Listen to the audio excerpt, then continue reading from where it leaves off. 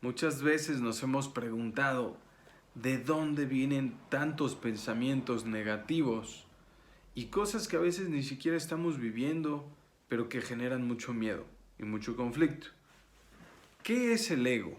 Antes de entrar a nuestra lección 331, leamos esto que está previo en el escrito de ejercicios de nuestro curso de milagros.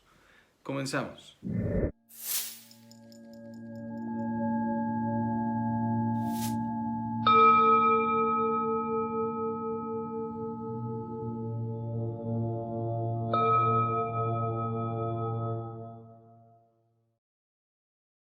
¿Qué es el ego?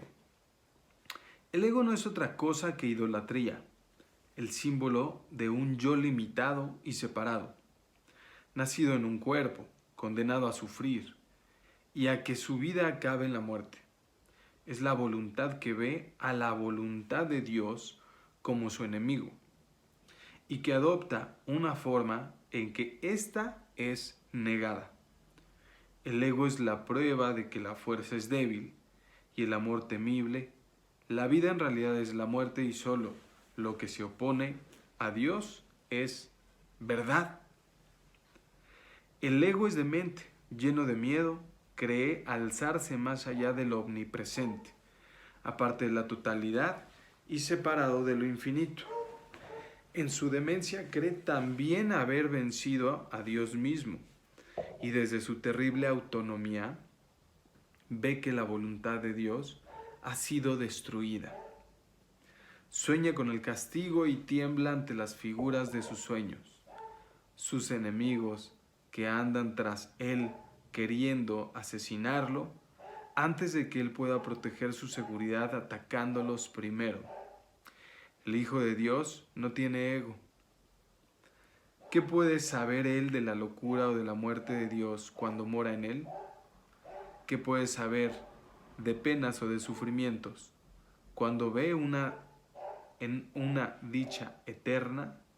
Perdón, cuando vive en una dicha eterna, voy a repetir esta frase. ¿Qué puede saber de penas o de sufrimientos cuando vive en una dicha eterna? ¿Qué puede saber del miedo, del castigo, del pecado o de la culpabilidad, del odio o del ataque, cuando lo único que le rodea es paz eterna? Por siempre imperturbable y libre de todo conflicto, en la tranquilidad y silencios más profundos. Conocer la realidad significa no ver al ego ni a sus pensamientos, sus obras o actos, sus leyes o creencias, sus sueños o esperanzas, así como tampoco los planes que tiene para su propia salvación y el precio que hay que pagar por creer en él. Desde el punto de vista del sufrimiento, el precio que hay que pagar por tener fe en él es tan inmenso que la ofrenda que se hace a diario en su tenebroso santuario es la crucifixión del Hijo de Dios. Y la sangre no puede sino correr ante el altar donde sus enfermizos seguidores se preparan para morir.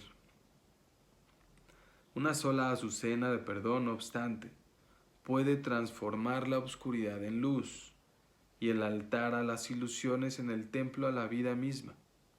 Y la paz se les restituirá para siempre a las santas mentes que Dios creó como su Hijo, su morada, su dicha y su amor, completamente suyas y completamente unidas a Él. Este es el causante de creer todo lo que hay en la mente que nos causa tanto problema.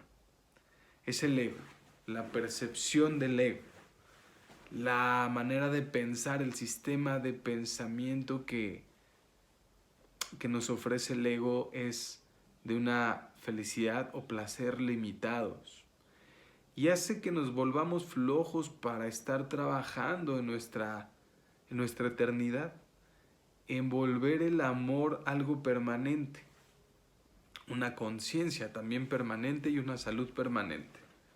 En la medida que más creemos lo que nos dice el ego, más nos debilitamos. Por eso la necesidad de entrenar nuestra mente, conocerla muy bien desde su luz y su sombra, Y de esta manera,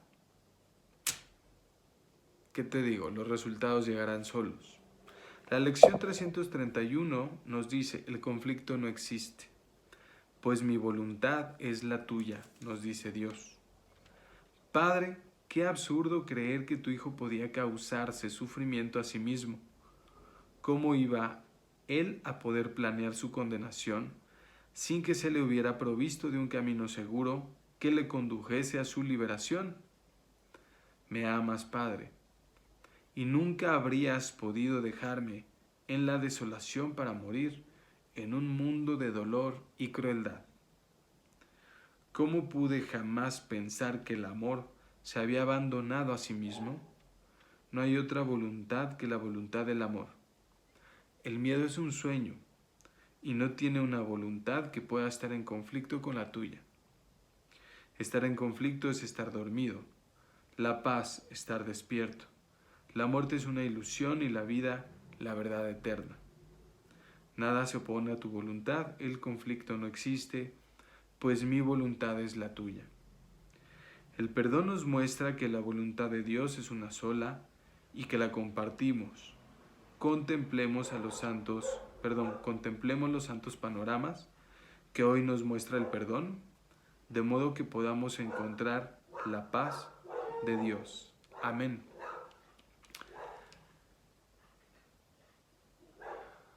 Me van cayendo 20, ¿sabes? Estoy viviendo este reconocimiento al Padre y estoy comprendiendo profundamente algo que se me dijo hace tiempo, que para reconocer al Padre hay que primero mirar a Dios adentro de ti. Si reconoces a tu Padre espiritual, a tu Creador, podrás estar bien con tu Padre terrenal. Si niegas a Dios, niegas a tu Padre. En fin, seguiremos trabajando en esto. Cierra tus ojos, por favor, y repetimos en nuestras mentes: el conflicto no existe, pues mi voluntad es la tuya.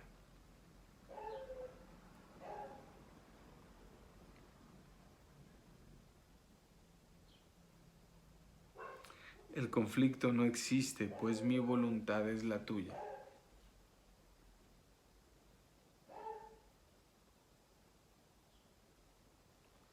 El conflicto no existe, pues mi voluntad es la tuya. Amar y perdonar, o mejor dicho, primero perdonar y así empezamos a amar. El conflicto no existe, pues mi voluntad es la tuya. Y recuerda durante todo este día no olvidar esta frase, por favor, para que el entrenamiento valga mucha dicha. Repite en tu mente: Padre, qué absurdo creer que tu hijo podía causarse sufrimiento a sí mismo. ¿Cómo iba él a poder planear su condenación sin que se le hubiera provisto de un camino seguro que le condujese a su liberación? Me amas, Padre, y nunca habrías podido dejarme en la desolación para morir en un mundo de dolor y crueldad. ¿Cómo pude jamás pensar que el amor se había abandonado a sí mismo?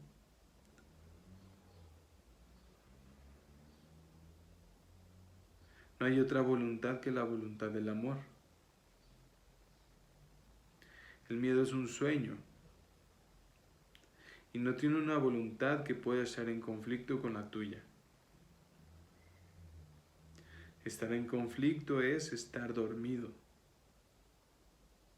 La paz, estar despierto. La muerte es una ilusión y la vida, la verdad eterna. Nada se opone a tu voluntad. El conflicto no existe, pues mi voluntad es la tuya.